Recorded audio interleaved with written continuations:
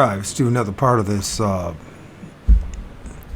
waking up from the matrix from the vegan skeptic. I reached out to him on Reddit, but it doesn't look like he's too active there, so I don't know what's going on with him. I'd like to interview him, but anyways, if that doesn't happen, it doesn't happen. We'll see what I did. I don't know. I'm going to see if I can shove it in there. I will shove in the John Cleese, the interview on YouTube from, I think it's the University of Virginia. Dr. Tucker, child psychologist. His claims on things as far as, what was it? Reincarnation. So. I haven't looked into the other stuff yet. Oh, I listened to quite a bit of the Vegan Skeptics interview with Mark on Forever Conscious research channel that was done a year ago or so. It says here 1 year ago. I think I remember hearing that before. I don't know if did they do a part 2 or not. I don't know. Of course, logically, Mark would support this book because he's mentioned it, along with Dan and others. So we are now at this. Let's see if we could hold off in a lot of the commentary, and start doing some of the reading. Dr. Right here now. This is your extraordinary research, Dr. Ivan Stevenson, which I know about. And we'll see what we can find through this list of supposed supportive evidence for reincarnation. I certainly am in the camp of I'm hopeful that there's something after this life. I certainly don't want it to be with the religious, like the Christians, or what the Abrahamic faiths have to say it is. But I don't know. Oh, and I just listened to a great documentary, or something. If I can pull it off, I'll post it on my channels. Dead Birds, and it is supposedly was made in 1963. Of some some tribal people up in the highlands there in West Papua New Guinea, Indonesia, and their lifestyle. One of the interesting things that they are very much their spirits were a big part of their traditions, and the night, they felt that the spirits ruled the night. And I don't think much has changed for a lot of people, even though with Modernia, with electricity and plumbing and highways and motor vehicles and etc., modern medicine, people still seem to be, for the most part, afraid of the darkness. There's a few people who are not, who don't seem to be so much, though. That's one of the reasons I like hanging out with MT Paranormal, Life Mike, and the cameraman Jack, and those guys, because they spend some time at least out at night.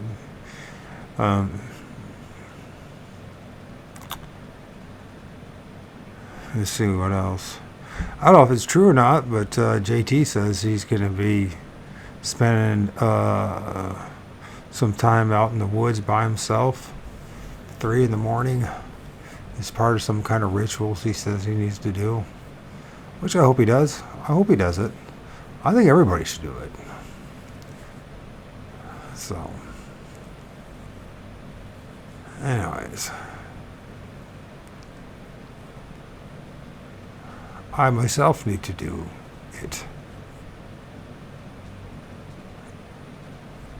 Alone in the woods or close to it, or just. I mean, I spend a lot of time alone at night in the darkness, but not in the deep forest or the woods. I don't know if I'll even be able to do that with MS. I want to do it. I guess the best thing I'm gonna be able to do is just what I'm still doing now, just at the edge of the woods, just spending time. Actually, I don't even think you need to go deep in the woods. I think you could do it in some distant farm field on some out in the farm country and some dirt road that no one uses at night. Even if somebody shows up, I think you'll still, if there's patches of woods and everything, you'll still have some kind of encounter, one way or another. You will learn a lot about yourself, that's for sure.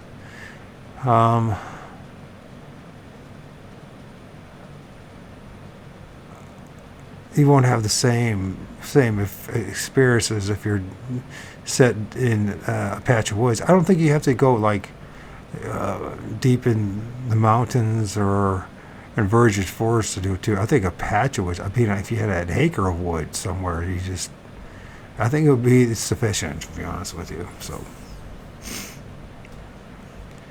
it's really not a matter of location. It's more of an attitude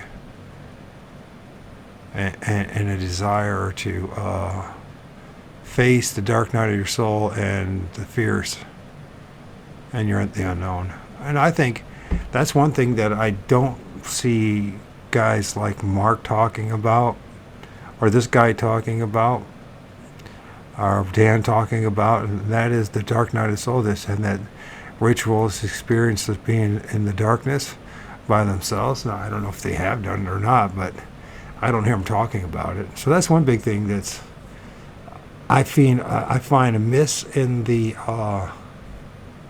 Soul Trap Matrix thing. So I'm not saying it's not a reincarnation of Soul Trap Matrix. I just don't know. But anyway, so there's extraordinary research by Ian Stevenson, and this is here, newpunch.com, scientific breakthrough reincarnation. Dr. Tucker is continuing the research, this 2 years ago, of Ian Stevenson, that's what it is, Stevenson, not Stevenson, at the UVA Division of Perceptual Studies, and that's important right there to remember, Division of Perceptual Studies, you want to know where to find them.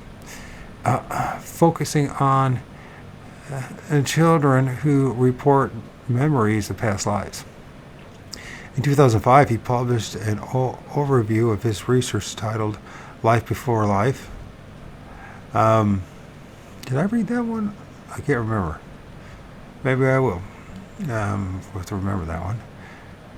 A scientific investigation of children's memories of previous lives, which has been translated into 10 languages. His latest book, Return to Life, Extraordinary Case of Children Who Remember Their Past Lives, a collection of recent American cases he has studied. And I started getting these books. I don't know. Some of these books they're recommending, it's up to you if you want to get them, if you think you're going to get something. But a lot of them, I became very disappointed with them, to be honest with you. But that's, I guess, to each their own. But below, I have compiled Dr. Tucker's best work regarding his fascinating and thought-provoking topics. Evidence of Reincarnation in Childhood by Dr. Jim Tucker. Full presentation. So we'll see if we can get a hold of that one and this journey, because I plan on focusing on this a little more than, say, Bigfootery for a while, along with doing my own field research. So, the University of Virginia Division of Perceptual Studies, 50 years of research. That's number 2. Number 3 is PubMed, National Library of Medicine, Evidence to Suggest Reality of Reincarnation. Number 4, UVA Clubs, The Science Behind Reincarnation with Jim B. Tucker, Med, 89 and 91. I don't know about the science. I don't know. Children's Memories of the Previous Lives by Jim B. Tucker, MD. Number 6 is Reincarnation Research by A.N. Stevenson, Children's Past Life Memories.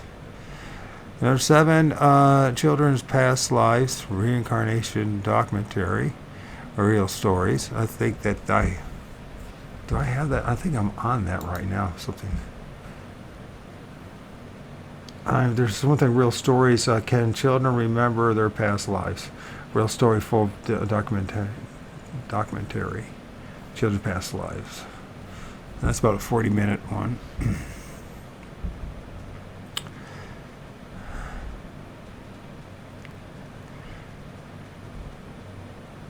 Children's Past Lives Reincarnation Documentary. Real Stories. You get that one. Dr. Jim Tucker, Life Before Life. Dr. Jim Tucker, Children Who Remember Previous Lives. Ian Stevenson and Cases of Reincarnation. Type by Jim B. Tucker. A book, Return to Life, Extraordinary Cases of Children Who Remember Past Lives by Jim B. Tucker, MD. And number 12, book, Where Reincarnation and Biology Intersect by Stephen Ian, MD. Multi-volume work in the field of medical research. Now, hopefully there'll be a way to confirm this, corroborated, or validated outside of UVA's work and the Monroe Institute. Evidence of reincarnation at Cambridge University. So there we go. Somewhat different, third source.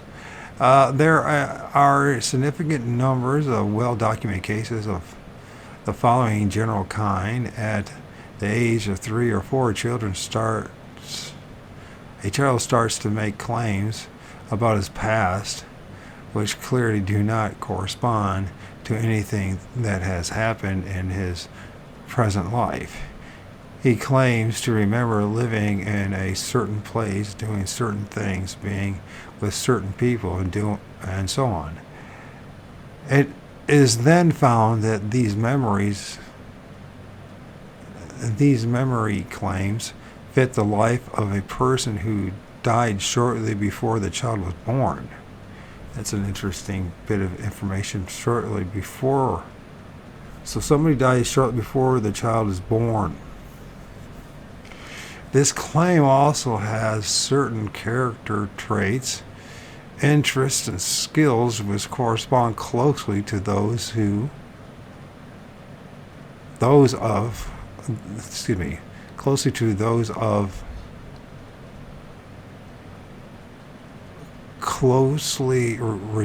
doesn't make sense, which correspond closely to those of closely resemble.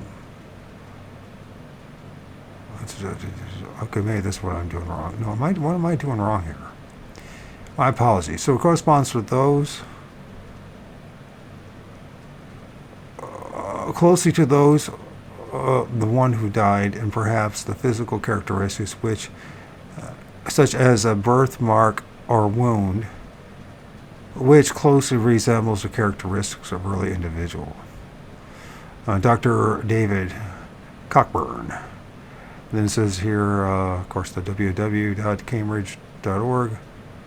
Core Journals, Religious Studies article, Evidence of Reincarnation. Okay. Read full text, www.researchgate.net, publication 232024626. Evidence for reincarnation. I'm having a hard time reading this. Maybe I should smoke some medical marijuana or something. Evaluating the Evidence of Reincarnation by Steve Taylor, PhD. An This is her quote. All in all, this evidence makes me feel that I have no choice but to accept that reincarnation is real. As a scientist, I feel obligated to revise my views of the face of evidence. As I point out in my book, Spiritual Science, it appears that the idea of life after death is more than a naive superstition. In Shakespeare's famous play, Hamlet describes death as the undiscovered country from whose bourne no traveler returns. But perhaps it is possible to return from death and to even remember the previous journey we took there. Stephen Taylor, PhD. www.psychologytoday.com. And then this is Out of Darkness 2021, evaluating the evidence reincarnation. But I skipped a few things there. So one of the things, though, I would like to suggest is also that when it comes to the trickster spirits, how do we know that these trickster spirits are not influencing these children at such a young age? And why don't those memories? Okay, so we can talk about that early 7 years of life, right? Early child development. But why not have strong evidence for that happening with people that will come to them when they're in their 20s or in their 30s or 40s or 50s, right? This is to bring up. And then this whole thing about the trickster spirits. How do we know that are these entities, these beings, if they have the capability of sending us here, manipulating our journey, manipulating our script here, then how do we not know that that's what's happening to these children?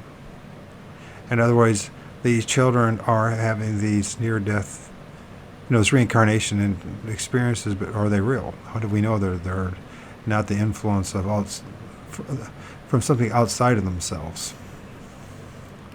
I'm just bringing that up. It's a genuine question, and so I mean, it's whenever I get dogmatic about this stuff and I say, "Oh, this is the way it is," sure enough, down the road, something's going to burn me in the ass. So although I'm liking the Soul Trap Matrix part of this thing that we live in, the reincarnation part of it, I'm not 100% sure how that works. If it works, if it's real, how much of it can we prove to be real? And even though psychologists claim and they write books about it and they make their income studying it, that doesn't mean at the end of the day that they're any more on point to the reality of our circumstances than the Pope is, or a Jesuit priest with his many PhDs, right, and or etc. etc. And what I'm saying is, the real issue in all this is that why do we have to depend on anything outside of ourselves to know whether any of this stuff is real or not? That's a problem. I'm not saying that reincarnation is not real. I'm just saying there's a real problem. We can't figure this shit out for ourselves. Below, I have compiled some of the most compelling reincarnation cases that I have found online. A young American boy named James Leininger has memories of his past life as an American fighter pilot who fought the Japanese during World War II. He remembers information that only his past life sisters and past life reincarnation would know. Upon meeting with old pilots, he is able to name them all, and they confirm his story. This is fascinating. The statistics behind his ability to recall such information are off the scale, and making it clear that to attribute it to the child's imagination, watching old documentaries of war films or playing war games on gaming machines is absolutely ludicrous and far removed from reality. To make such claims exposes oneself as a pseudo-skeptic with the belief system and debunking that is on par with cult-like thinking. And so I agree with everything he's saying there. I'm just going to add and challenge and bring up again, and I'm going to bring this up again, is how do we know trickster spirits are not taking over these children at a certain point, or putting these ideas in their heads? If every culture from First Nations people in the North America or in the Americas, throughout all areas of the world, had traditions of this sort of thing happening, how do we know that's not what's happening to us again? Because there could be things could be even worse than this reincarnation soul trap matrix, right? One of the things I'm trying to say is that things could be even worse if it's even possible. And truly, I mean, those who say, there's no way that could be possible. If it could be possible, there could be things even worse than the soul trap matrix that we're involved in. I think it's very important to go down this road and study it, but what I'm foremost skeptical about is, how do we know? Because we're not there. We're still dependent on the psychiatrists. We're still dependent on the people who did the research, right? On other outside sources to convince us that there's reincarnation. And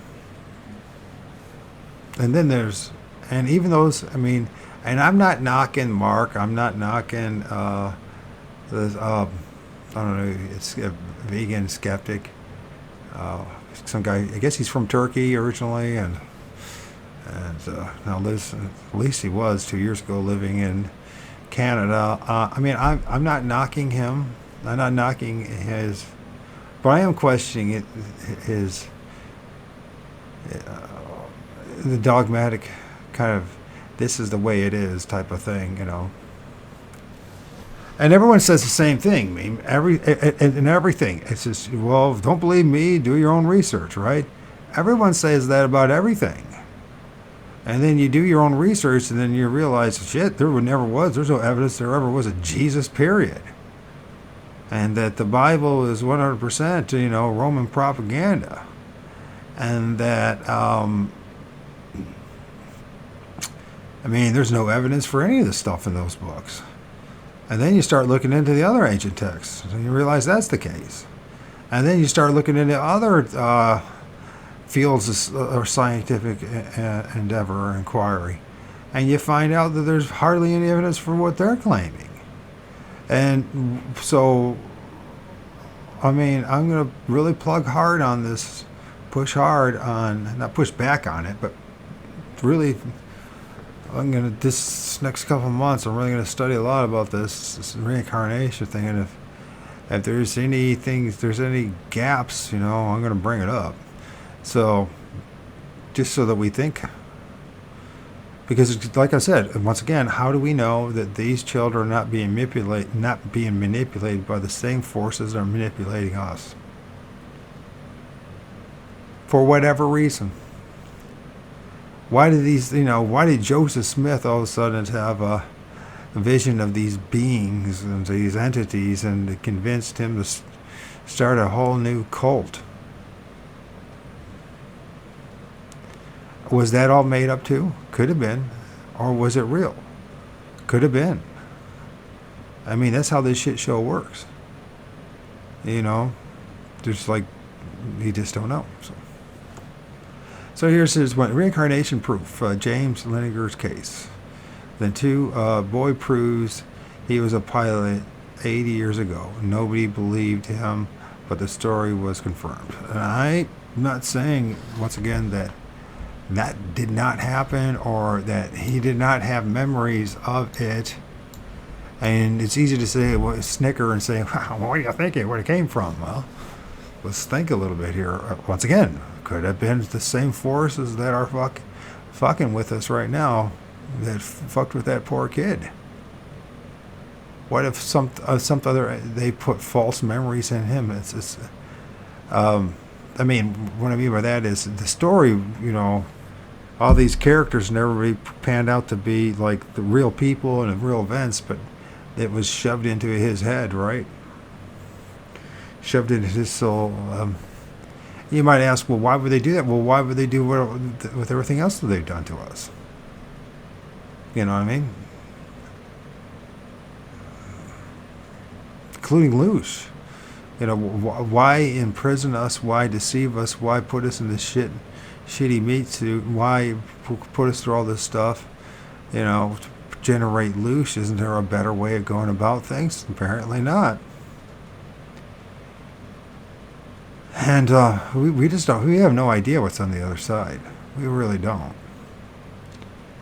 And that's the problem. We really don't have any idea what was on the other side. So, I'm not saying that the boy's story isn't true, and I know I'm being redundant here, and I'm going to be for a while, as I work this out for myself too. What I am saying though is, how do we know that it's really from him, from a previous life, or that was not something that was injected into his script, his story, to fuck with him and fuck with everybody else? How do we know? I don't know. The case of James Leninger, the American case for reincarnation type. I mean, and book the Soul Survivor, the reincarnation of a World War II fighter pilot by Bruce Leninger. So this is brought up quite a bit about this particular story, right? Strong evidence behind the reincarnation of author Flower Dew. The bizarre reincarnation of author Flower Dew.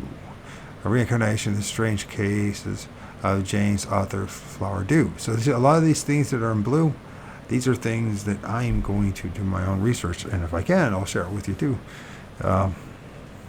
POIs or whatever, with the understanding that this is my journey, it's my investigation. I share my journey with people. I've learned over and over again, and slow at learning it too, by the way, that every time I say I got this shit nailed down, something shows up to put a screw in things, you know, to derail me again. So I could tell you that just my point is, where I'm at, I don't know. And I'm questioning whether that's even a bad thing at my age, to be in the position where I can say I don't know. Much more intelligent and more brilliant men than myself have come to the same conclusion. Right? I don't know. Of course, I don't know sells books, and it doesn't get people to come to your listen to your videos if you say I don't know. But I'm going to say I don't know, regardless if anybody wants to pay attention or not. At least the ether knows that I'm trying to be as honest as I can. And just maybe, that will hold the archonic forces, the regional, the generational, all the spirits around me, and held them accountable. That's, you know, I'm saying I don't know, and, you know what I mean? I learned my lesson, that, how can you judge me on stuff that I don't know? How can you do that? You can't. Oh, they'll find something to make me feel guilty about me cheating on an ex-wife, my ex-wife, or not my son's mother, but ex-wife, or something I did that was terrible, you know. Did something terrible, right?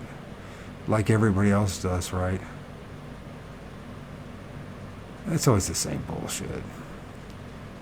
Yeah. Of course, those little moments of the terrible things that I did, you know what I mean? There were little moments, are nothing compared to what they've done to me and to you and to everyone else.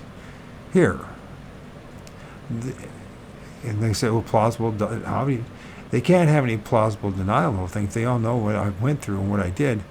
That means they had opportunities to prevent things or to help things or to guide things or to, change things, right?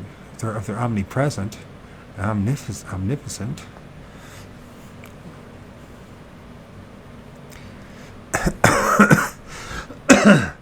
I mean, what is the point of coming here just to find out I'm imperfect in a physical meat suit? Could it possibly be the designers of the meat suit's fault?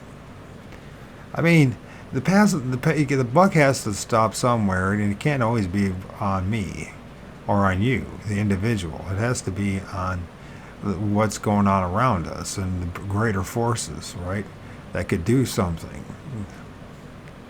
And this whole pretending to be some godlike man, God-man thing, having my own world and all this other crap, I just earned the right to do it. It's just that's mindfuckery is what that is. Especially when you don't have a blueprint, a real blueprint, directions on how to make that happen, right? I mean, if you're going to build a really complicated model, you're going to have directions of the pieces and where the pieces go, and etc. And what pieces to build first and all that, so that you can build the damn thing.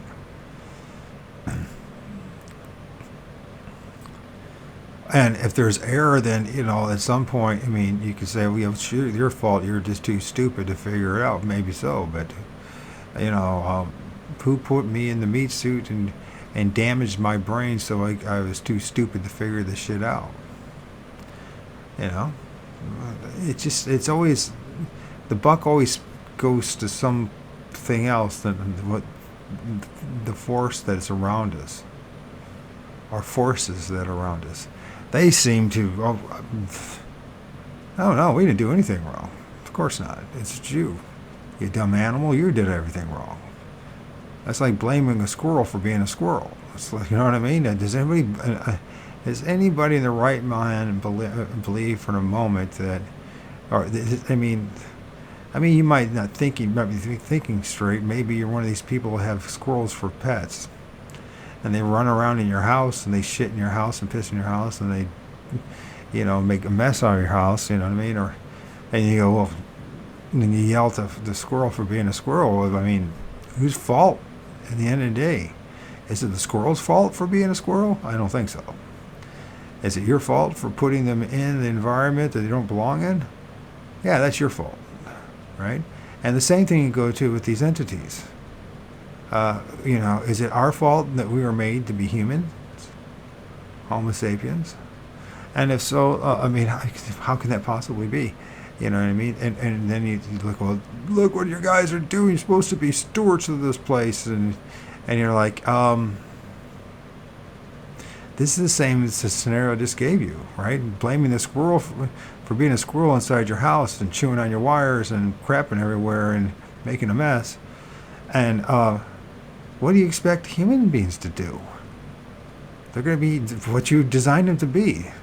So they designed us to not fit in harmony with this place. They certainly did. And you can say, oh, it's all humans' fault. No, it's not. You can blame it on your public schools, teachers, and your religious instructors and et cetera, et cetera. You can, at the end of the day, the buck has to stop where the primary source of all this stuff comes from. I mean, whatever genetically engineered us and shoved us into this meat suit, that's what's responsible for all the chaos.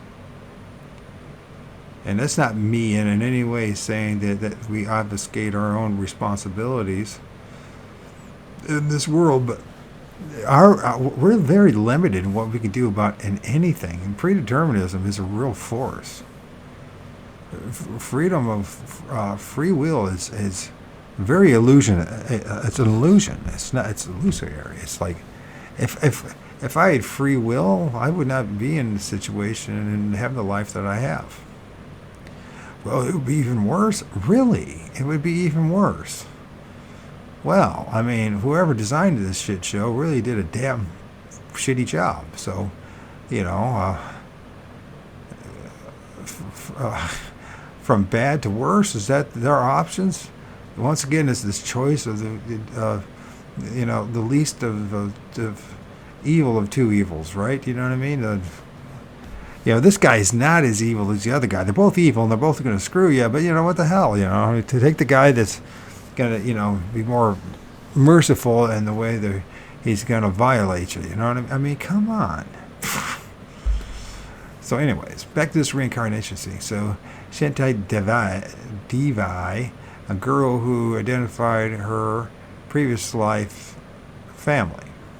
InfinityExplorers.com. So here's the thing. One of the things I'm right here is that there seems to be this top echelon of maybe 2 to 3 dozen stories, right? Maybe 100. There's billions of people have been here. I mean, it should be just like an avalanche of. It should be so. That's how I see it. I mean, I don't see anything I don't see that unreasonable in any way, shape, or form. If we got 8 billion people allegedly tromping around this place, and we only get 1 in a billion people, or what's that? Okay, 1 in a million. All right. Okay, but let's just say that happens, right? And how many millions are there? So there's a billion. There's 1,000 million for a billion. And just to do the math a little bit, and there's 8 billion, so then there should be what? At least 8,000 cases right now floating around in our lifetime. And let's just say most of them get through the cracks and all that, so then that should be floating around at least 2,000, to say a quarter of it, with the researchers out there and the institutions out there potentially being documented. And it'll just take that down half and just make 1,000. Right? Now, they'll try to say biblically that it's every 4 years a generation, but in reality, every generation is about the time that it reproduces, right? So pretty much when a female hits has her period, and the male hits puberty, so a generation in reality for thousands of years has been more like 15 years max. It's probably it's more like 12, 13, 14 years. We'll say 12 years. 15 years max. Maybe, I'll go real conservative, 20 years. Right? Although they want to say 40 years in the Bible, and then other people say it's older than that, but it's not the case. So it's, generation is when the next generation can actually reproduce, right? And not by... the restraints they're not based on artificial means. In other words, Roman Catholic Church or institutions, a culture that says you can't, really discourage you to have a child when you're 15. When just like our grandparents, it was quite common for them to have get married at that age and be having children. You know what I mean? And they end up being married forever, to tell you too. Now we can't even keep a boyfriend, girlfriend, a dating relationship going. It's amazing. So let's just say that, because when you do the math about how many people have been on this place and this joint for thousands of years, it's not a stretch to not realize that there have been hundreds of billions of people that have been here, right? And if we're still limited to, say, 5,000 cases, we'll make it 10,000 cases over the course of the thousands of years and over the billions of people. I would say the bare minimum, we have a lot of work to do still when it comes to verifying whether reincarnation is solid. Does that make sense?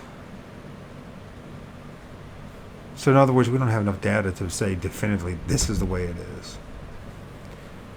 I've seen this same attitude when it came to Christianity, because and when it comes to a lot of other movements out there, and uh, say on the internet and all that, and there's such limited information that at least somebody can still critically think is going to go possibility, but I don't, or maybe a probability, but is it definitively at 100%? I know that for sure they went to that they didn't go to the moon. No, they still don't know 100% they didn't go to the moon, but the evidence that I've seen proves to me that they never went to the moon. 50 some years ago. Does that mean they never went to the moon? Don't know. Not privy to that information, if there is any out there. So, reincarnation of Pamela Robertson. 5-year-old son remembers his past life as a Chicago woman who died in a house fire. What's up with Chicago this day? Just said James Japan, someone I've known for a long time. He's not liking me right now because I no longer believe in Jesus. So, but at one time, we were like passing off books. I even interviewed him a couple times, and I'm just like, dude, I did my homework, man. It's not real, man. It's just, I don't know what's going on, but it's not real. Boy 5 claims he has past life as a woman who died in the Chicago fire. By the way, he grew up in Chicago, so part of the debate was seeing it across the Lake Michigan, from Michigan or from Indiana to Chicago, and I remember thinking, wow, how vividly clear Chicago was at times in the summertime. The whole skyline, you know what I mean? And that was without a frickin' camera, so. I don't know, man. You say the earth is flat. I'm saying I don't have a fucking clue what this place looks like. Once again, I gotta depend on other people for what they say this place looks like. It's always the same thing. I have to depend on other people and just accept what they say. And even when I do the research and compare their data, then the physics and the crazy math gets involved and the math magic, and I'm just like, fuck. How am I going to know that, how in a million years am I ever going to prove that the sun is 93 million miles away? For myself, how am I going to prove that so that I know for certain? You see, it's like we have constantly in this world, we have to constantly obfuscate our minds, our critical thinking, our what little power we have over to somebody else's, to some other authority figure. And I just like, I've been burnt so many times doing it. I just like, I ain't believing shit until I fucking see it. That's pretty much what it comes down to. And that's a pretty safe bet to operate in. I'll believe it when I see it. Boy 5 claims that he has memories of a woman who died 13 years before he was born. 4. Close this content. YouTube parenting book. 5. God told me I lived in past life as a black woman. 15 killed as flame sweep residence hotel in Chicago.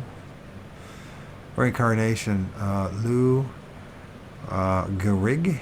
Gehrig, is that what it is? Gehrig.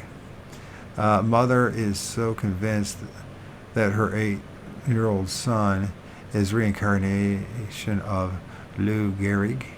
That she's written a book about it. Is that the baseball player? Is that what it is? You'll never believe why this 8-year-old boy is getting a movie made about him. California woman believes that her toddler his son is Shanky Lou Gehrig reincarnated. So it is that, okay. Is this Field of Dreams about maybe influence that in any way? I don't know. I can't remember the Field of Dreams is all about. Meet the kid who believes he's the reincarnation of the spirit of Lou Gehrig. I know my dad wanted me to be the reincarnation of Mickey Mantle. He wanted to name me after Mickey Mantle. And my mom said, no way. So my nickname was Mickey, but my real name was Michael. So. And then my little brother, poor guy, his name was Richard, and so is Mickey and Dickie. Life's so grand. It's just a bitch. Anyways, expert investigates 10-year-old's reincarnation claims. NBCNews.com nightly news. Boy says he remembers past life. Hollywood agent. 3-year-old boy recalls past life murder, identifies the killer, and locates his body. That's interesting. DeccanChronicle.com. Article. 3-year-old boy recalls past life murder, identifies killer, and locates his. That's fascinating. 5-year-old son remembers his past life as a Chicago woman who died in a house fire. A lot of people dying in house fires, man. Daily Mail, UK. Oof. Daily Mail? I know. 5-year-old boy convinced reincarnated a black woman in Chicago called Pam died in fire. Well, yeah, Daily Mail. We can count on that, especially after what we've seen in the past 4 years. You can count on that. Hey, you didn't need the past 4 years, but if they didn't convince you in the past 4 years of how rigged that rag is, I don't know what to say. Cameron and Macaulay, the boy who lived before documentary. ZenMoments.org. The boy who lived before, the past life memories of Cameron Macaulay. Other compelling sources. Book, 20 cases suggestive of reincarnation by Dr. Ian Stevenson. Scientific evidence of reincarnation by Dr. Ian Stevenson. Evidence of human reincarnation is here, and it changes everything, by Will Franks. Book, Reincarnation as a Scientific Concept, Scholarly Evidence for Past Life, by Dr. K.S. Rowett and Titus Rivas. Chilling Reincarnation Stories. Meet 6 people who lived before, by Lorraine Kahn from Reader's Digest. Ugh, I don't know about that one. Hard Science of Reincarnation by Vice. Ugh, I don't know about that one. Vice is not a source I would credible. Reader's Digest, I don't know. Maybe, it depends. But definitely not Vice. Is there evidence for reincarnation? By Stephen Wagner. Reincarnation is real. We always come back, by Alex Scarcodi. I guess what it is. Or Mark Sarcodi, MD. Scientific evidence of reincarnation by Pima Kalaya. And do we finally have scientific proof of reincarnation? Now, you got to remember, there's like a gazillion books out there claiming that evidence that Jesus is real. I mean, there's a ton of them. And I'm not just making that up. There is a ton of them. We're talking thousands upon thousands. And when you literally not a single one ever proved anything that it ever was real. Everything is from the primary source, the collection of books called the New Testament, the source claiming that he existed. There's no evidence that Jesus ever existed. That's the problem. When you study and research this, it gives you some powerful insights. When you actually study, really challenge the New Testament, the Old Testament, and you come away with the realization that you've been hoodwinked, and how easy it is to be hoodwinked, and how easy it is just because somebody wrote a book. That book does not mean that you got anything. You know what I'm saying? So, there's thousands of books written, literally thousands of books written about Jesus, acting as if he is a real entity, a real being, that a historical person. There's There's no historical evidence of it in the kind, none of it. And no matter how hard they try to push it, they'll try the Shroud of Turin. They're at that again, that scheme. Even though that's the best that they possibly have is like 700 years afterwards, if supposed it existed.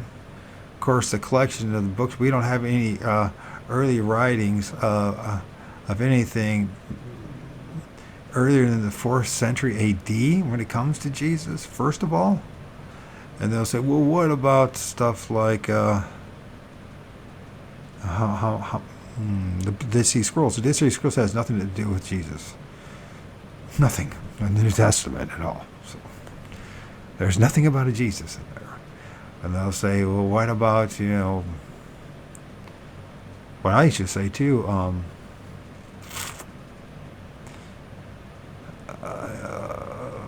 the fuck is his name again? I can't think of his name. Think about 20 other people right now. I'm thinking of Philo. Philo's inspiration of it will come to me. I said it 1,000 times before.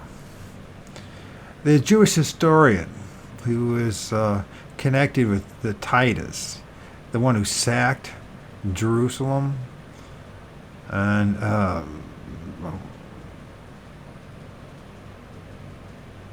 what can I think of it? I've read it numerous times and everything.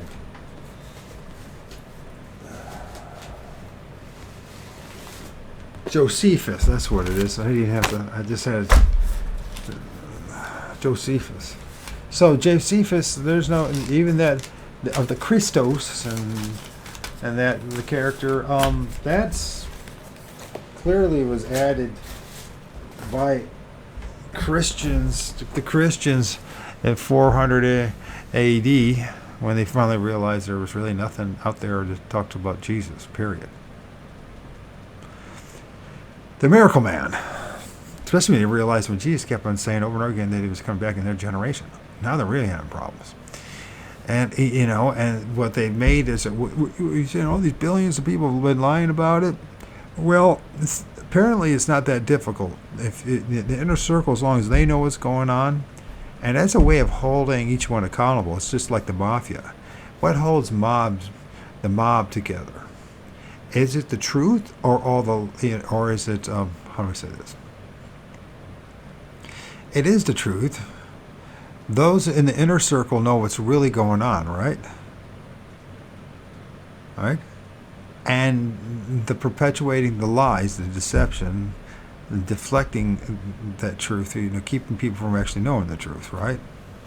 So those who are willing to not only know that the truth is what the truth is, but then do a 180 and lie about that truth to protect the gang, the mob.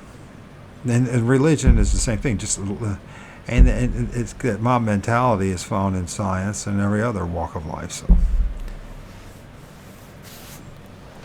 as much as people want to believe that there's some institution out there that is not hampered or is influenced by human beings, I hate to disappoint you. There's no such thing. So, I'm gonna read this stuff. I mean, if I come back 6 months later saying, "Man, I was fucking wrong," I was fucking wrong. I'll admit it. I just want to know the truth. That's all. I mean, apparently it has to be this lifelong quest to find the truth about fucking anything. It's ridiculous. What kind of place is this? Where were all this when I missed hard science reincarnation by... Oh, yeah. Screw Feist. Reincarnation scientific evidence is building. The children who claim to remember previous lives, past, present, future, by Jim B. Tucker. A lot of the same voices. Mind-blowing evidence of reincarnation in past lives. Do you only live once? Best evidence for rebirth. Revealed scientific proof that shows that reincarnation is real. www.oberf.org, prebirth.htm. Then there's www.ndarf.org, archives, exceptional.html. The concept of reincarnation, which is the idea that after we die, our souls are reborn into new physical bodies, has been around for thousands of years and is a central tenet of many religions. Central tenet of many religions, but we all know that religions are what? Forms of mind control. So let's remember that. We're told that works perfectly fine when it comes to the Abrahamic faith, right? And I'm not arguing that. But does that also now apply to, and we also say it's all religions except for our religion, our way of seeing things? You know what I'm saying? I just get the sense if everybody were to share this with Mark or something like that, which I doubt it would happen. But if they were, and you think that I was challenging him, and I'm not. I don't know the guy enough. And he definitely doesn't know me, so it doesn't really matter. The fact of the matter is that, I've been burnt an awful lot of times. And you know what? I know you have too.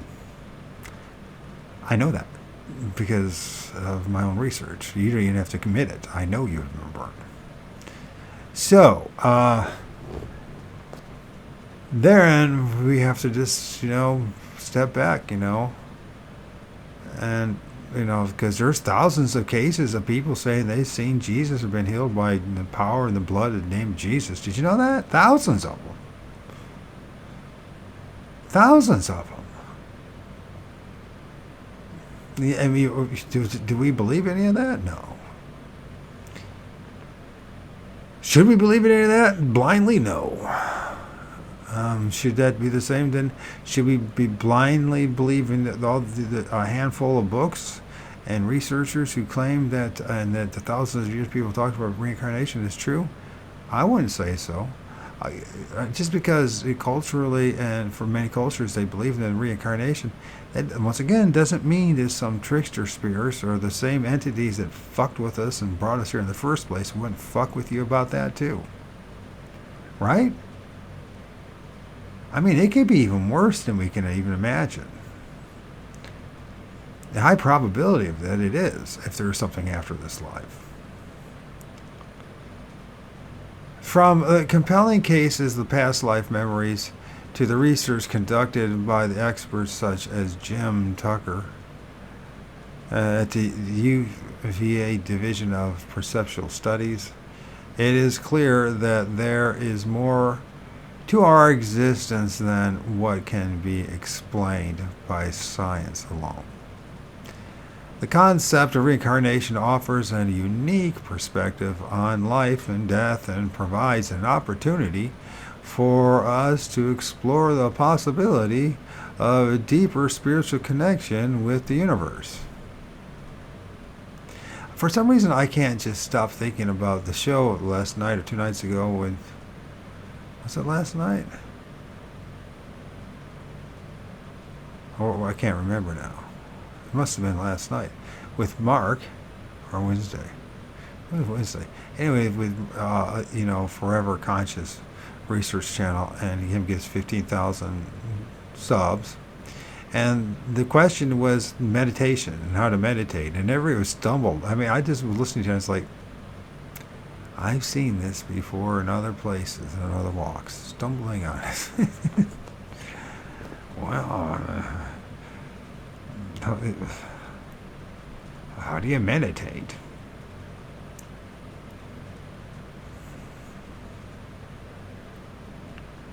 There's all sorts of books out there too to tell you how to meditate. And everyone's still stumbling over how to meditate. Isn't that fascinating? Just clear the mind. Clear the monkey mind. Wait a minute, that's my monkey mind, right? Or is it my monkey mind? What is going and running through my head? Is it actually my thoughts or somebody else's thoughts?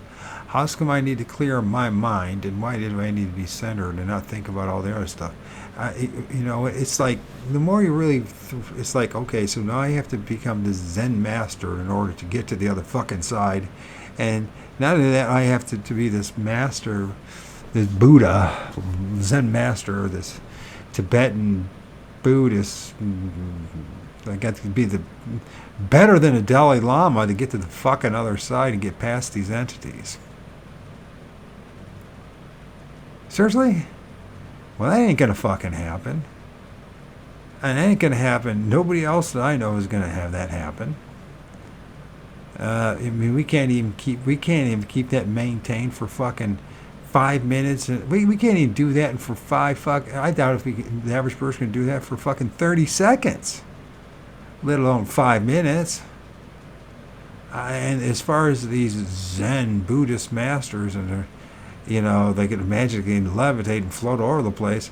I doubt if unless they got to be cheating somehow and just like using some kind of chemical or some kind of plant or whatever that causes you to just your whole brain to shut down. I don't see how that's possible. It's impossible. If you ever tried to do seriously meditating, quieting the monkey mind is almost fucking impossible. Those people that claim that they're doing it, that's just them claiming they're doing it. That's all I can tell so far. They're claiming they're doing that, but that doesn't show any evidence. I don't see any evidence they're actually doing it. And one of the ways I can tell that is because if I talk to people like that, and just talk the way I'm talking, they get super fucking agitated real fast. Instead of, if they're really centered, they're going to go, okay, let me try to figure out what you're trying to say. Irony is that maybe I might be more centered than most people that actually know, because I'm willing to actually entertain the other person's side and try to understand where they're coming from. And I'm okay with living in uncertainty. In fact, it's one of the most starting revelations I ever had in my life, is to realize that that's all it is uncertainty. We didn't get very far again, but you know what? I think it's going to be one of these readings that is going to not be a reading. Like I said, it does say reading and commentary. Those who do not like the commentary, read the book for yourself. No one's stopping you from doing that.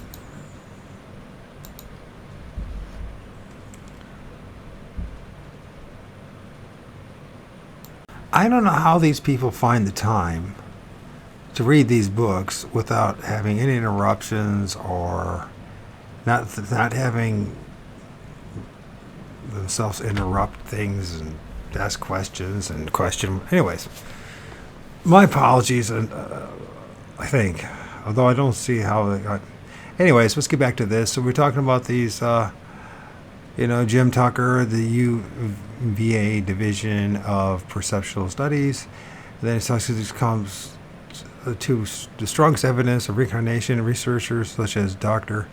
Ian Stevenson, who compiled 3,000 cases, Dr. Jim Tucker, who compiled 15,000 cases, Carol Bowen, who compiled 1,000 cases, have collected impressive evidence, if not outright proof, of reincarnation by documenting the accurate past life recall of thousands of past life recall. And this past life regression stuff has proven to be disastrous, and lots of red flags with that. So that's a problem in its own right. Thousands of children. These people carefully documented thousands of cases of children who claimed to remember previous lives, often providing specific details about past lives that they could not have possibly known through normal means. That's interesting. The accounts are truly incredible, with many of them sharing similar themes, such as children being able to speak other languages fluently. That would be interesting to see proof of that. Languages they never learned in this life. Describing how they died in graphic detail, such as being injured or shot in a specific part of the body, and then having an ailment in the exact part of the body in this life. The details provided by thousands of these very young children also included names of family members, specific locations and events, and even obscure details about people's daily lives. In some cases, their stories can be proven in black and white, with some children even recalling military colleagues they served with, whose names matched those of the veterans on veterans lists.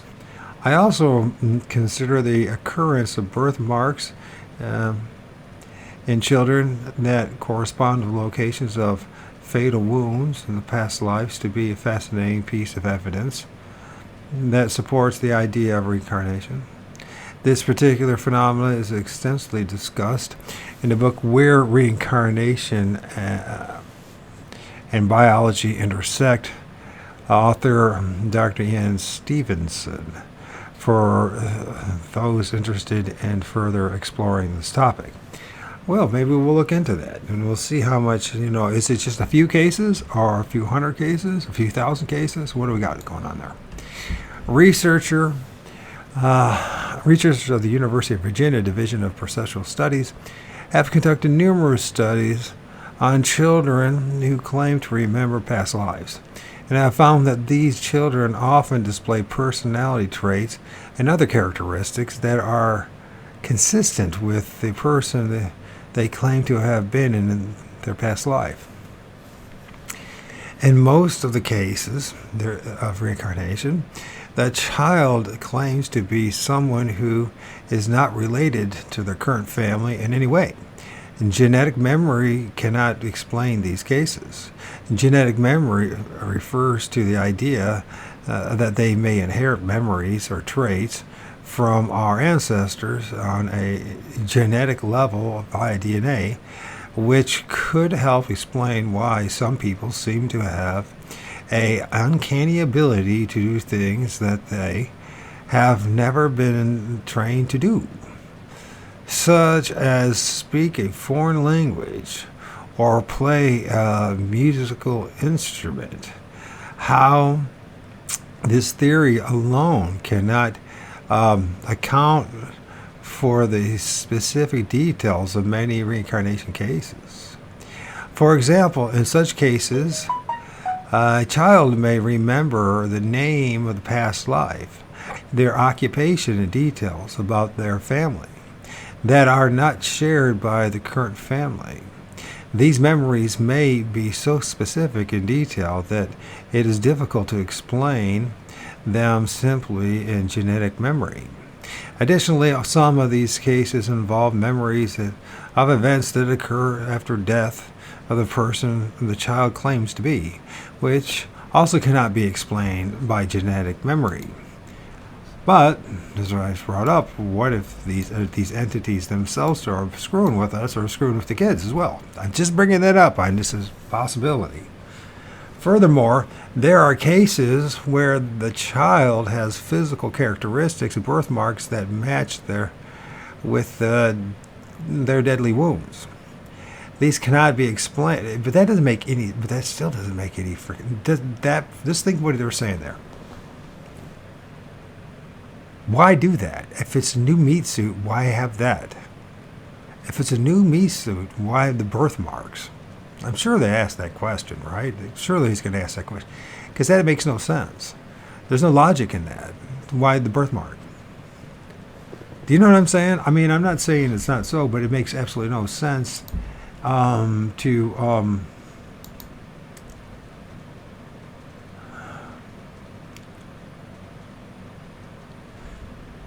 say that.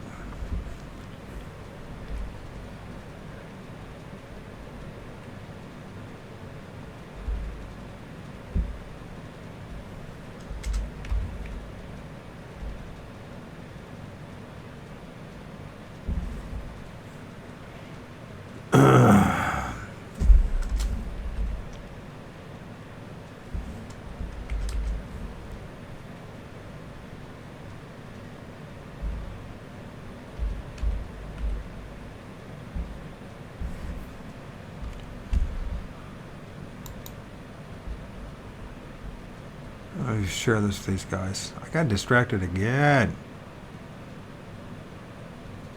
Again, I did. I say again.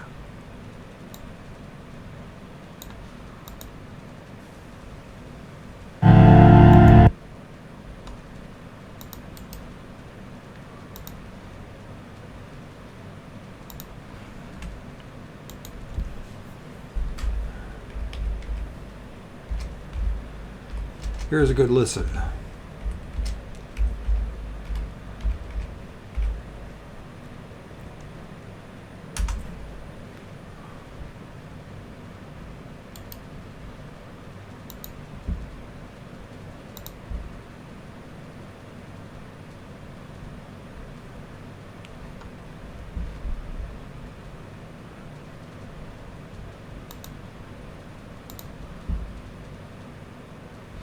Anyways, I got totally distracted as usual. So this scub model, SCHUBMODUL. That's the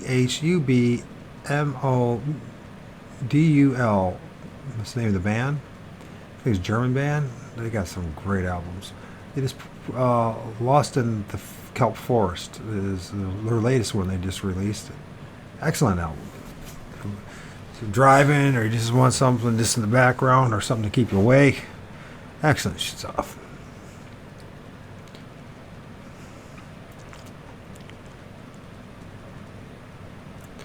So back to this thing about reincarnations, about these things about the wounds. That makes actually no sense if you're giving yourself a new. What is that? Is that like to? What's the point? The meat suit is not the same thing as the soul.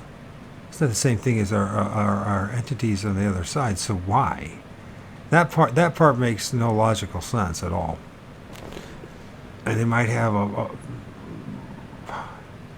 is it like they're trying to torment us? Is somebody trying to let the the cat out of the bag once in a while? Is it just a way to trickster spirits messing with us? Why have the wounds of the previous life on the new meat suit? That doesn't make any sense. I'm just saying. I'm not saying it's not happening. What I am saying, it doesn't make any sense. What's the logic behind it? In summary, the genetic memory may play a role in some cases of reincarnation, but maybe, okay, well, you just talked earlier that it doesn't necessarily play it. It can't fully explain the specifics and detailed memories. Physical characteristics and other evidence suggest the person is the reincarnation of another individual who is not related to the current family. But the physical part, the wounds and birthmarks, that doesn't make any sense. It makes no sense. And there are also numerous accounts of people who have experienced past life regressions. Bing! Bad news. Bad news. That's bad news. That's what that is. Bad news. With that, Platteville's past life regressions has proven to be very much suspect. During these sessions, individuals are hypothesized and guided, it's right, and manipulated through memories and power of suggestion as well in their past lives. The memories of the surface are often incredibly vivid and specific. And many people report feeling a strong emotional connection to the people and events they remember. And there's lots of reports of these people, because apparently anybody can do it. You don't even need a license to do this. For one thing, not that it's necessarily the great thing, these licenses, to be licensed like a dog, but there's lots of evidence of abuse happening as well. So how do we know when it's not being abused? However, it's important to note that trusting these memories can also come with dangerous outcomes similar to the source of belief in God.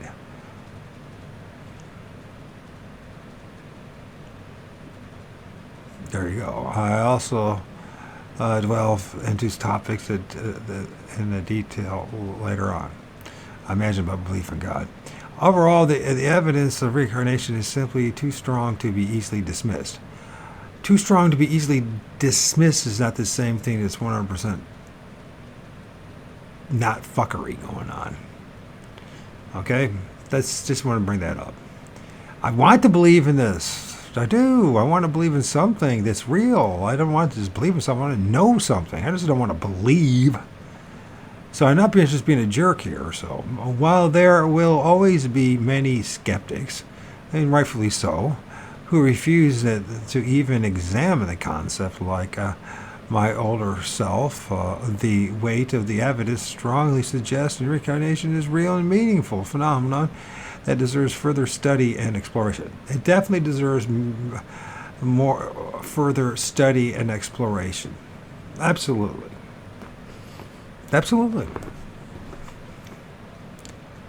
And, the whole idea that there's no evidence that there's a God, and I mean, we still should, with the super force and all this, and maybe there is actually an evil, tyrannical, monstrous being that's playing God. There's that possibility that's still there. I mean, if you call yourself, I'm not an atheist. Am I an agnostic? I mean, according to Christians, I would be. I do. I mean, there's something out there. There's a super force of some sort that's influencing us. Our forces, superior forces are influencing us. And I know that a lot of people don't want to hear that, especially in the reincarnation soul trap matrix, because you can't do that. You can't abandon yourself. You can't. I understand where you come from. You got to really assert your own authority, and I agree with you. But at the same token, what if? And you can't have what ifs. Well, if once you start having, you can't have what ifs, then all of a sudden now we're getting dogmatic, and then we get right down the slippery slope into another cult and another locked into play. I mean, until somebody proves to me that their concept of saving my ass is going to work, I mean, sheesh. All I can say is that I like a lot of what you're saying. I also have a lot of red flags, and it's not. The thing is, this is how it should be. It should be, and then I'm going to end the recording here because it's a good place to end it. It's that, and apparently I'm not going to be able to read this book without commenting a lot. And the thing is,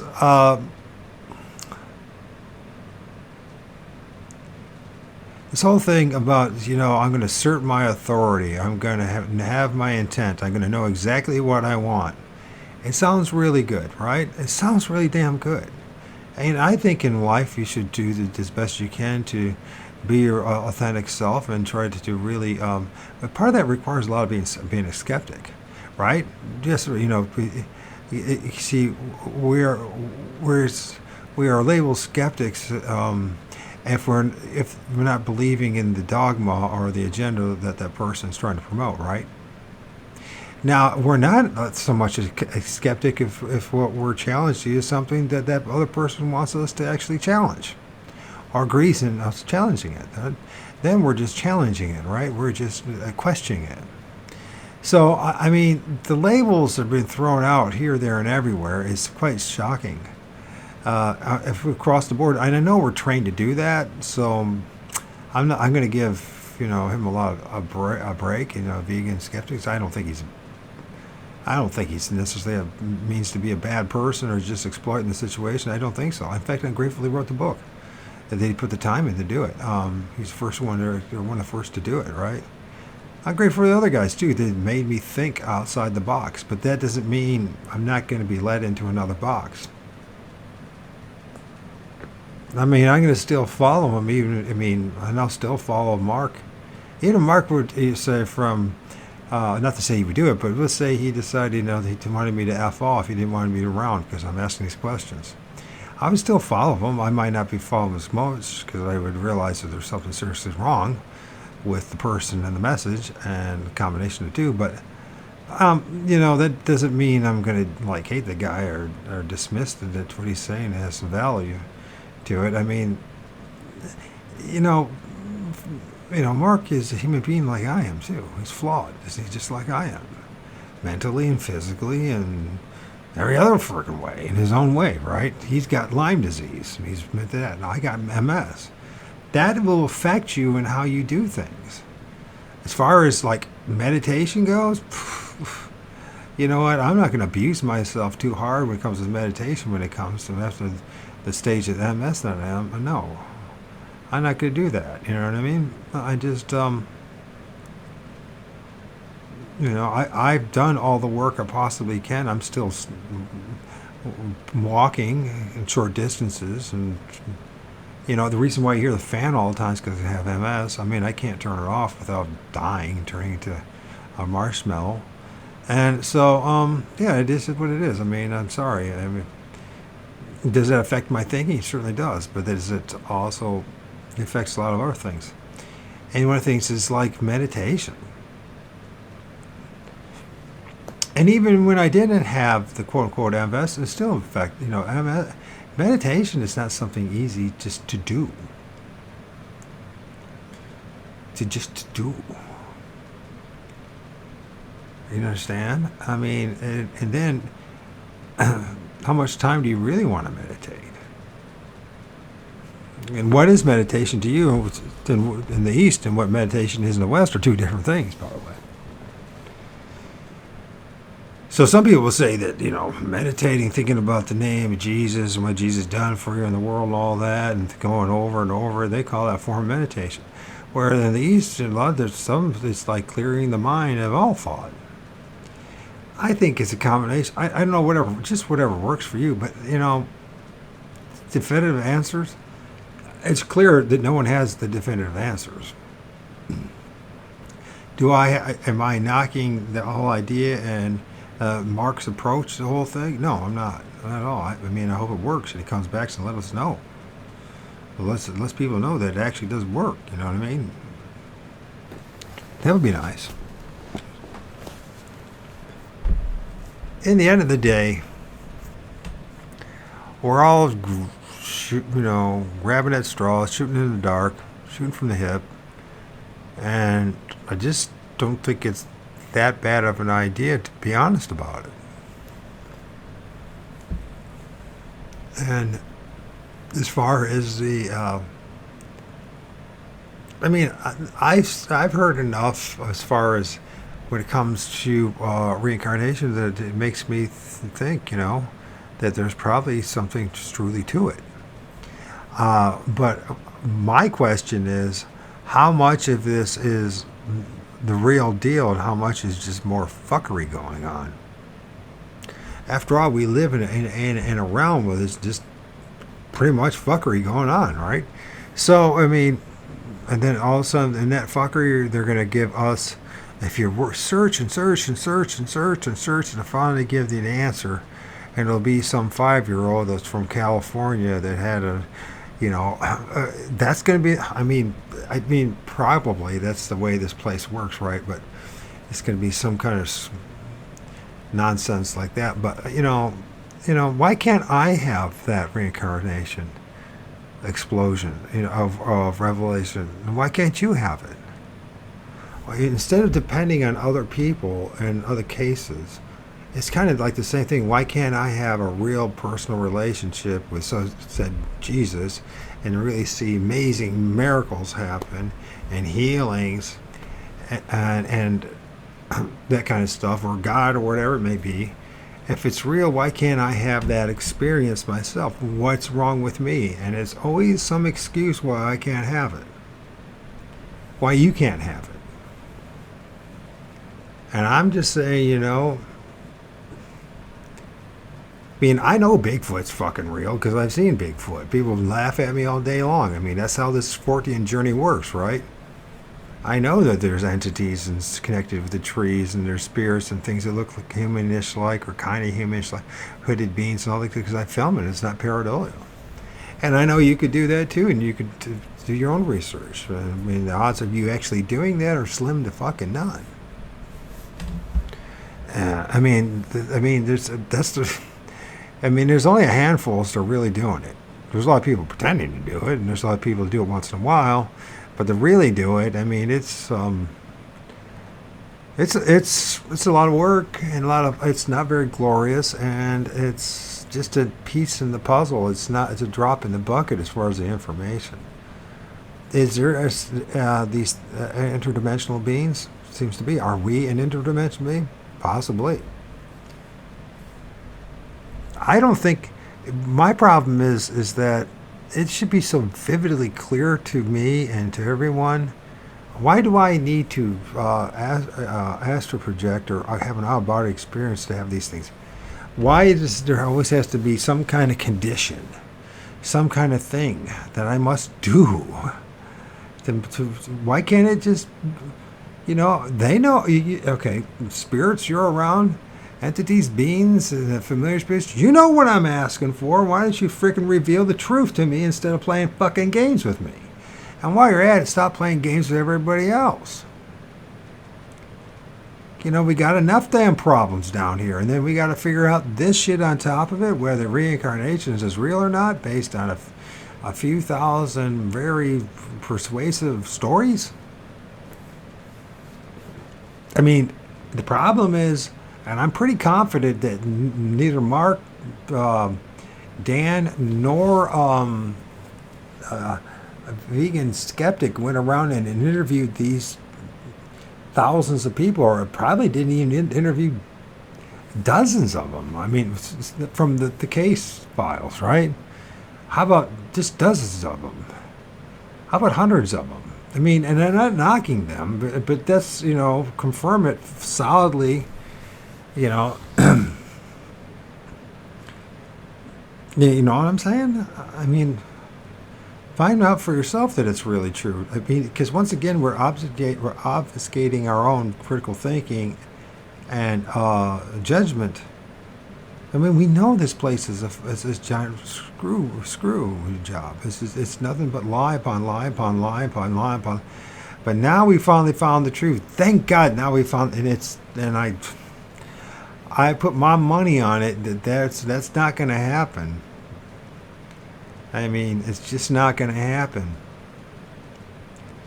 So, anyways, we didn't get very far. Page 4 to make this going. It might take the whole year to do it. But maybe it's a good idea to do the whole thing in a year. Maybe, and I just hope that everyone who hears this understands I'm not knocking Mark. I'm not marking Dan or Wayne or knocking vegan skeptic. I mean, it's in his name, vegan skeptic. I mean, so he's a skeptic, so he's saying a skeptic, and explain to skeptics, the skeptic, when is it okay to be a skeptic and when is it not to be a skeptic? It's even subjective in its own right. All right, I mean, I'm really am not trying to keep people from exploring this and really investigating this, but I am very much concerned with belief. Belief has got me in so much trouble, and everyone I ever known has gotten in trouble. But they just double down, triple down, quadruple down on that belief because there's no way they're going to let go of it because they're totally convinced they're nothing without it. And I've discovered the more I let go of beliefs, you know what I mean? Like Bigfoot, At one time I thought Bigfoot was this flesh and blood hominid thing. And then, and now it's like some kind of interdimensional thing, and that's just a placeholder until I figure out what it actually is. Is it a spirit? Is it our spirits? Is it the spirits that are actually managing us? Are they the ones that round us up and send us into the light again?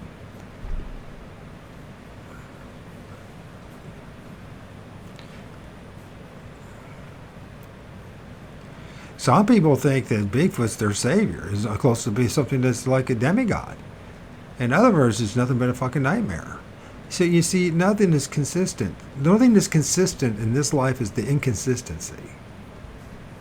The only thing that's consistent is change and the inconsistency. It's like every person has their own tailored-made story.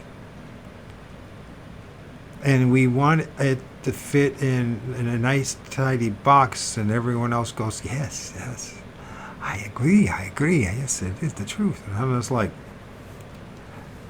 I just don't think that's even possible for one that's rational about the whole thing. And there's this question, once again, about the birthmarks. Why, if you're coming back as in a new avatar, what's the point in the birthmarks or the wound marks from previous?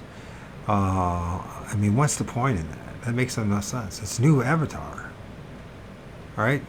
And especially if they're not even related, you can't even use the genetic information, and yet it's there. When is it not genetic information? And when isn't it? When is it, you know what I mean? It's just genetic memory, that's what it is. So what if, how much of it, how much of this is because we just want to have an answer? And I know people are leading us towards, you're leaning towards atheism completely, this materialist, nihilistic point of view. And I know it sounds that way, but I'm not. I want to believe that there's a creator. I want to believe that there's something after this life. I also know that want can get me in trouble, and so I have to check that constantly. And say the wanting of something can cause me and everyone around me serious problems. So it's like it comes down to, it has to become a knowing. And a knowing is not from reading in a book. You're only assuming you're knowing something. So there could be, 50,000 case studies, right? There could be 5 million case studies, but it comes down to, why am I not having my own reincarnation, experience to validate it? And this horse shit that I have to meditate the next number of hours, I got to do the fucking work. I've been told this my whole life for every other thing. And every other thing has led me to a dead end. So no, I don't have to do the work. Something else has to do the work. It's time that something else actually did some of the work. Besides feast upon me and relish over the misery and torture and misery I'm going through. There's got to be a good guy in the bunch, a good gal in the bunch. But even these things that people interact with these beings on the other side, it's always convoluted messages. None of it makes any sense. There's no continuity. There's no consistency. It's like, and then when they do, you better hurry up and write the shit down before you forget it all. And in the process of trying to write it down, you forget half of it anyways. I mean, mind you, it's the same way in the physical realm. Absolutely. I mean, it's, you have a conversation with somebody and you've forgotten 90% of what you guys said to each other. I think if anything, you remember more of the emotions and the feelings and maybe the anger, upset, or love, or that more than half the words. And when you do freaking, half the time when something really sinks in, it's usually something that's such a violation to your belief system and who you are that you get pissed off and angry at the person. I mean, it's just like, I know I might sound like I'm got issues, right? But the problem is, I know the issues I have are the issues you have. You just aren't being honest about it. But I can be honest about it. I can say, okay, I have freaking issues. I have lots of issues. And like every other human being, right?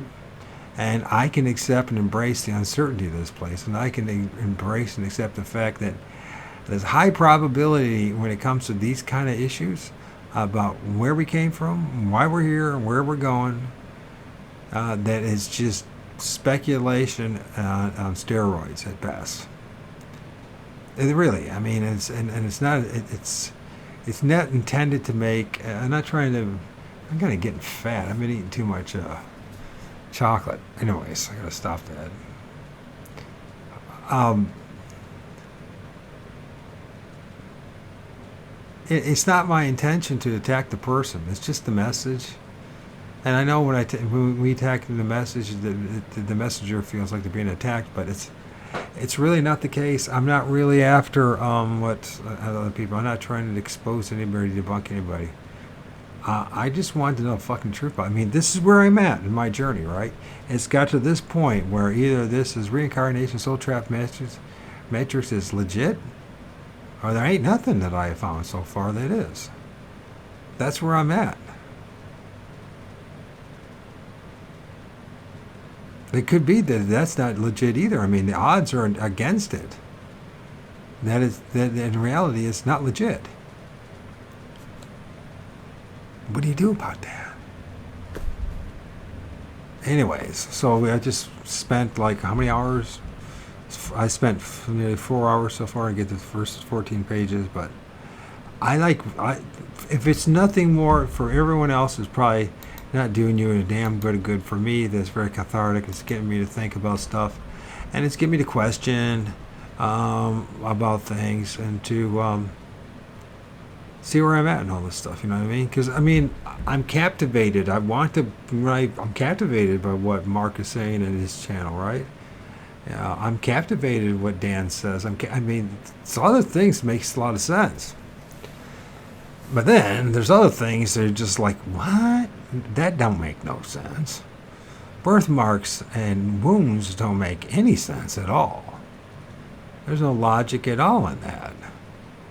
I mean, I can see the memory thing of the past and, of being of a previous person or speaking another language. That makes a lot more sense than there's a birthmark or a wound mark.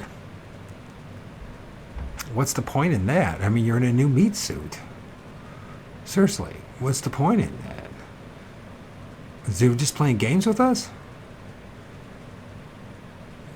I feel like I really do feel like I've had nothing but games been playing with me my whole life.